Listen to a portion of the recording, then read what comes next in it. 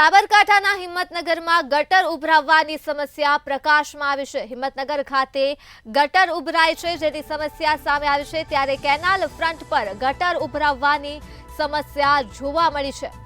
આ સાથે જ દુર્ગંધ મારતા પાણી જાહેર રસ્તાઓ ઉપર ઉભરાયા છે।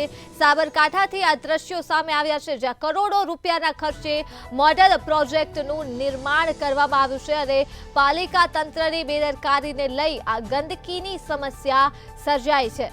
ત્યારે ઉભરાતી ગટરનો વિડીયો વિપક્ષ નેતા દ્વારા વાયરલ કરવામાં આવ્યો છે અને વિપક્ષ નેતાએ પાલિકા તંત્ર સામે પણ અનેક સવાલો ઉઠાવ્યા છે। સમસ્યા સાબરકાંઠા ખાતે આવેલ હિંમતનગરથી સામે આવી છે, જ્યાં ગટર ઉભરાવવાની સમસ્યા જોવા મળી છે।